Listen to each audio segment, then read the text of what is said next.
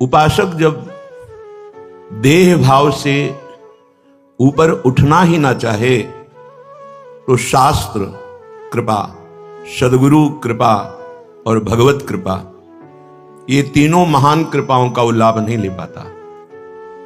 ये अहेतुकी कृपालु हैं, बिना हेतु के बिना कारण के कृपा करने वाले शास्त्र भगवत स्वरूप, ये वांग्मय भगवान का स्वरूप है। शास्त्र अक्षर अक्षर भगवान विराजमान है।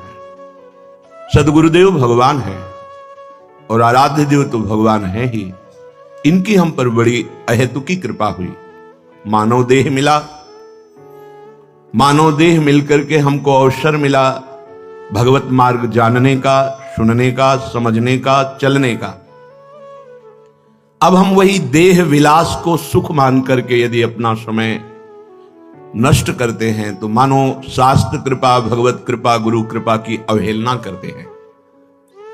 श्रीपाद प्रबोधानंद जी महाराज कृपा करके कह रहे हैं, ये जो तुम्हें शरीर संबंध, रिश्ते नाते, वैभव जो भी प्राप्त हुआ है, ये साधन सामग्री है भगवत प्राप्ति के लिए। यदि इसे अहंकार पूर्वक स्वामित्व भाव ला करके भोगोगे तो ये दुर्गति का कारण बन जाएगी, क्योंकि सब सरकारी है। आपका शरीर, आपके संबंधी, आपकी विषय सामग्री, ये सब भगवत प्राप्ति के लिए मिली है। श्री भगवान ने दिया है आपको। यदि आप अहंकार पूर्वक इसका वर्ताव करते हैं, स्वामित्व भाव रखते हैं, गर्व करते हैं, तो आपका पतन हो जाएगा। अर्थात 83,99,999 योनियों में ये एक महान 84 लाख पूर्ण करने के लिए मानव देह है। ये 84 लाख योनियों में महान है इसलिए इसमें विवेक है। विवेक के द्वारा नवीन साधना करके, पुरुषार्थ करके हम भगवत प्राप्ति कर सकते हैं, और किसी भी योनि में यह सामर्थ्य नहीं है। इसीलिए दुर्लभ देह कही गई। दूसरी दुर्लभता साधु समागम। तीसरी दुर्लभता नाम का परिचय और नाम का जप रुचि पूर्वक, दीर्घ काल तक निष्ठा पूर्वक। तो चौथा परिणाम होगा श्री भगवान की प्राप्ति। पर हमें जहां कुछ भी प्राप्त होता है तो मलिन अंतःकरण होने के कारण हम गर्व कर लेते हैं, अभिमान कर लेते हैं। श्रीपाद कह रहे हैं, कुल धनम विद्या गर्वम पर्वतम्यू दुर्वहम समाधिरूढ़ हा हा कदानु विंध्याद्य वृंदावन माधुरी मूढ़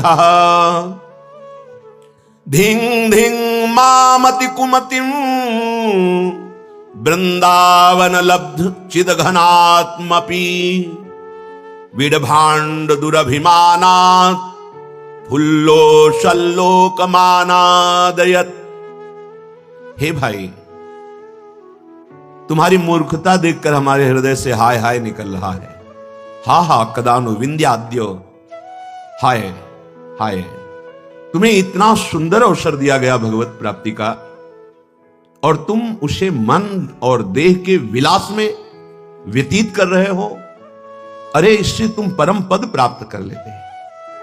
जो मोक्ष चाहते वो मोक्ष मिल जाता। सायुज्य, सामीप्य, सारूप्य, सारिष्ट, एकत्व। जो सिद्धि चाहते वो सिद्धि मिल जाती। भगवत प्रेम चाहते भगवत प्रेम मिल जाता। तत्वबोध चाहते तत्वबोध हो जाता। पर हाय, तुमने मूर्खतावश अपने इस महामहिम मानव देह से पापाचरण कर दिया, अंतःकरण मलिन कर दिया, अपराध कर दिया। हाय हाय, कितना दुर्लभ अवसर तुमने नष्ट कर दिया। और गर्व करते हो इस देह में जो किसी भी क्षण नष्ट हो जाएगी।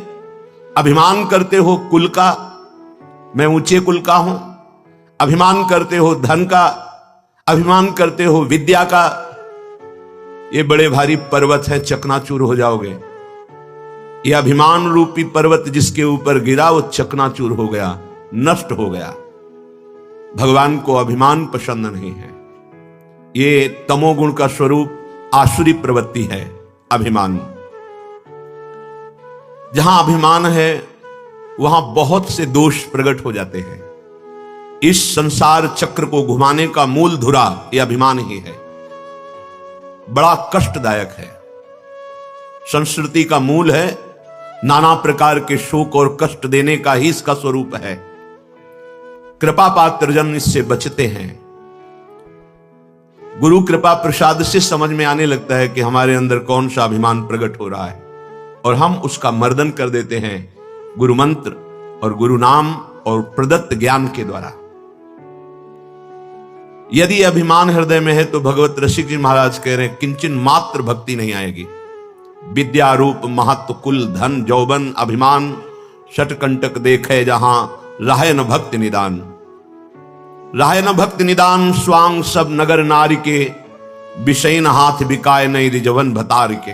भगवत ऋषि जी कहते हैं, जहां विद्या का अभिमान, रूप का अभिमान, अपना महत्व, कुल का अभिमान, धन का अभिमान, ये सब अभिमान है, वहां भक्ति महारानी उसके हृदय में प्रवेश ही नहीं करती। गर्भ गोविंद ही नहीं भावे, सुनहु राम कर सहज स्वभाव, जन अभिमान न राखें काहू। ये संस्कृत मूल शूल प्रद नाना, सकल शोकदायक अभिमाना, ताते करें कृपा निधि दूरी, सेवक पर ममता अति भूरी। प्रभु अपने शरणागत पर बहुत प्यार करते हैं। अगर वो किसी भी तरह का अभिमान करता है तो धूल धूसरित कर देते हैं उसके अभिमान को। फिर जो भगवत विमुख है उनको तो काल रूप से दंड ही देते हैं। ये पहाड़ के समान है, इसे तुम पार नहीं कर सकते हो। इसके पार कराने के लिए समर्थ है शास्त्र वाक्य, सदगुरुदेव के वचन, उनका आश्रय भगवत कृपा, और वो आप पर है। अगर ये अभिमान बना रहा तो स्वांग सब नगर नारी के, नगर नारी कहते हैं वैश्या को। जैसे वैश्या श्रृंगार करती है पर अपने पति को रिझाने के लिए नहीं, वो पर पुरुष को रिझाने के लिए, ऐसे ही नहीं रिजवन भतार के, हमारे भरतार हैं श्री हरि। भक्ति है हरि को रिझाने के लिए, पर जिसके अंदर गर्व है, अभिमान है, तो हरि को नहीं, वो नगर नारी की तरह विषयी पुरुषों के हाथ अपने आप को बेच देता है। ये बहुत सूक्ष्म विषय है, समझना। स्वांग सब नगर नारी के विषयीन हाथ बिकाए, विषयीन हाथ बिकाए।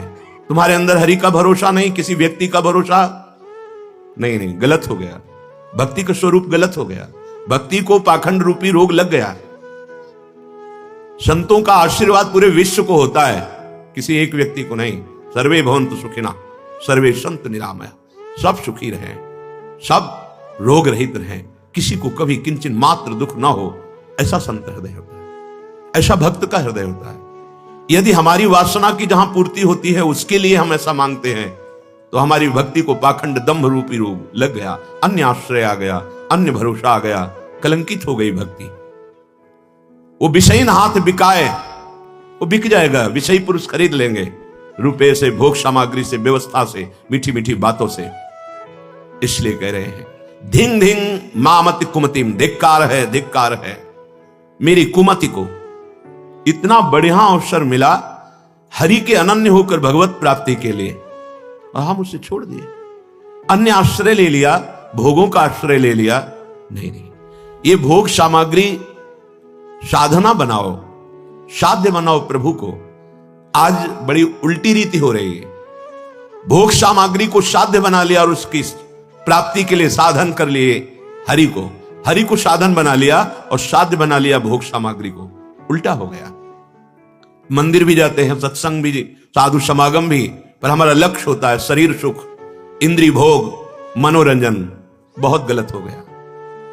इसको बनाओ साधन और साध्य बनाओ हरि को, जीवन मंगलमय हो जाएगा।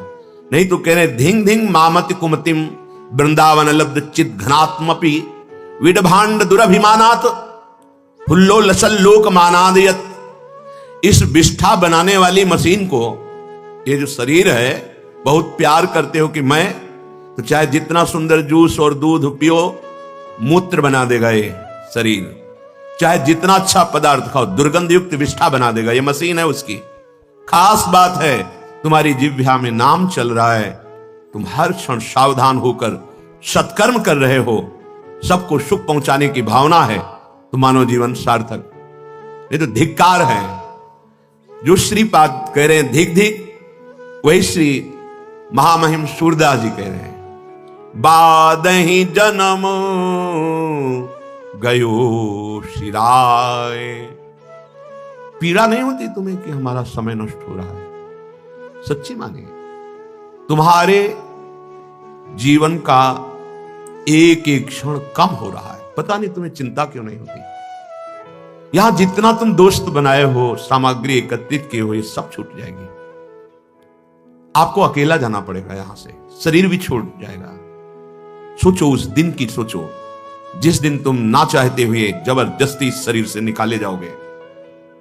उस समय तुम्हारे साथ कौन होगा, उस दिन की याद करो। विवेकवान परिणाम पे दृष्टि रखता है, अज्ञानी वर्तमान के भोग पर दृष्टि रखता है। विवेकवान कदम रखने के पहले उसका परिणाम देखता है, इसका परिणाम क्या होगा। अविवेकी जो होगा देखा जाएगा, पहले भोगते हैं।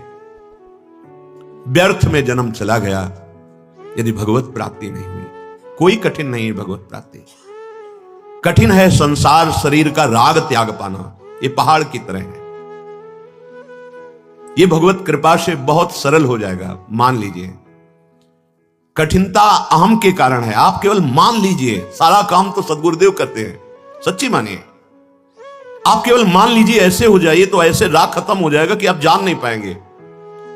जिन भोगों की लालसा को बड़े बड़े तपस्वी त्याग करना कठिन है, वो सहज निष्ठा जिनकी गुरु चरणों में है, उनको उससे घृणा है, वैराग्य है, उदासीनता है। छोटी छोटी अवस्था के बच्चे, वो नहीं जानते वैराग्य किसे कहते हैं, पर उनको गुरु चरणों में निष्ठा है, तो उनको यह पता है कि मेरा मार्ग ये है, ये नहीं है, तो मुझे नहीं चाहिए।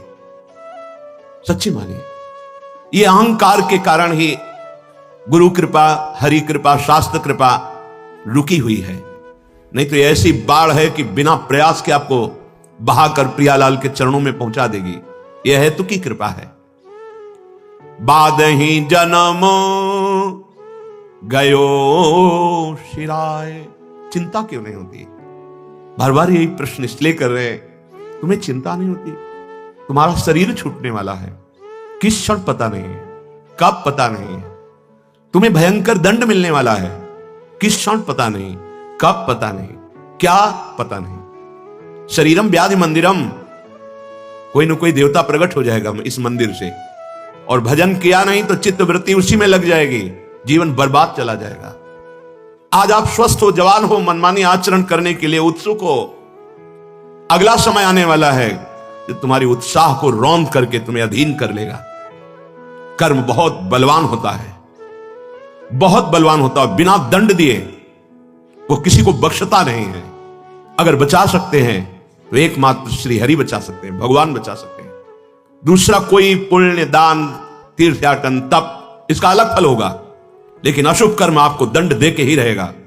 अगर बचना है तो भगवान खुद अपने श्रीमुख से कह रहे हैं, सर्वधर्मान् परित्यज्य माम एकम शरणं व्रज तो अहम त्वाम सर्व पापेभ्यो मोक्षयिष्यामि मा शुचः। मैं तुम्हें समस्त पापों से बचा लूंगा, पवित्र कर दूंगा, क्योंकि वो समस्त ब्रह्मांडों के स्वामी हैं। सारे विधान उनके ही बनाए हुए हैं।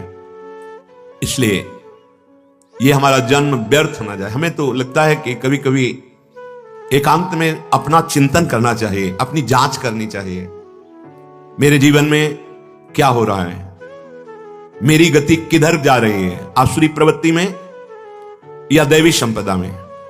मेरे द्वारा आज कितने पाप हुए, अभी तक कितने हुए, आगे मुझे क्या करना है, आगे मुझे क्या प्राप्त करना है, कैसे चलना है, मेरे जीवन का लक्ष्य क्या है। ये पढ़ना चाहिए अपने हृदय को। बहे चले जा रहे हो प्रवाह में, कहां जाना है, क्या कर रहे हो, कुछ पता नहीं, बस बहे चले जा रहे हैं। ना हरि भजन न गुरु की सेवा, मधुबन बस्यो न जाए। श्री भागवत श्रवण नहीं कीन्हो, कबहू रुचि उपजाए। बादि जन्म गयो शिराय। व्यर्थ जीवन व्यतीत कर दिया, ना कभी हरि का भजन किया, ना कभी सदगुरुदेव की सेवा की, ना कभी माथुर मंडल व्रत 84 कोष में आकर बसे, कि चलो 10 दिन 1 महीना वास करके यहां नियमावली के अनुसार, रहने के अनुसार भजन करते हैं। ना कभी बैठ करके महाभागवतों के बीच में एकाग्रता पूर्वक उनके मुख से निकले हुए भक्त भागवत चरित्रों का श्रवण या श्री भगवान की ऐश्वर्य या माधुर्यमयी लीलाओं का श्रवण कभी नहीं किया। कभी रुचि नहीं उत्पन्न की भगवत चर्चा, भगवत प्राप्ति की, तो तुम्हारा जीवन व्यर्थ चला गया। सादर हुए हरि के भक्तन के, कबहु न धोए पाए, रिझे नहीं कबहू गिरिधर को, बिमल बिमल जस गाए, बादी जन्म गयो शिराय। कभी किसी महाभागवत के चरण नहीं धोए जीवन में, कभी उनका चरणामृत पान नहीं किया, कभी गिरधरन प्रभु को रिझाने के लिए कभी कोई चेष्टा नहीं की कि हम उनके यश का गान, नाम कीर्तन, नाम जप, उनके भक्तों का संग, ऐसा नहीं किया। पूरा जीवन व्यर्थ चला गया। प्रेमो सहित पग बांधि घुंघरू, सक्यो न अंग न चाहे, अब की बार मनुष्य देह धरी, कियो न कछु उपाय, बादि जन्म गयो सिराय। प्रभु बहुत प्रसन्न होते हैं, जैसे अपने श्री जी का मंगला करके फिर नाम गायन करते हुए नाचते हैं, जैसे श्रृंगार करने के बाद फिर गायन करते हैं, नृत्य करते हैं। कह रहे धन्य है उसका जीवन जो अपने पैरों में घुंघरू बांध करके प्रभु के सामने नाचता है। अपने लोग तो साधारण जन हैं। जो राजा है, जिनका महाभागवत नाम के आगे लगता है, मधुकर शाह जी, रोज का नियम था ठाकुर जी के शयन के समय जाकर स्वयं अपने पैरों में नूपुर बांधते और नाचते। एक दिन राजकाज में कुछ थोड़ा विलंब हो गया, गए तो ठाकुर जी का शयन हो गया था। अपना नियम पूरा करना है तो मंदिर के पीछे, ठाकुर जी शयन कर चुके इसलिए सामने नहीं, तो पीछे जाकर के नाचने लगे भाव में भर करके। मंदिर का दरवाजा घूम गया, जिधर नाच रहे थे मंदिर का पीछे का हिस्सा था, और पूरा मंदिर घूम गया और ठाकुर जी बात सुन रहे। अद्भुत आश्चर्य में कितने ऐसे महाभागवत हुए जो नृत्य के द्वारा भगवान को प्राप्त किया। कोई भी ऐसा भक्त जो नाचा ना हो प्रभु के आगे। यह है जब प्रेम की उमंगन आती है तो गाने का मन करता है, और उमंगन बढ़ती है तो नाचने का मन करता है। कभी नृत्य करता है, कभी गायन करता है, कभी रोता है, कभी हंसता है। वो अपने प्रभु के लिए, प्रभु के लिए नाचना।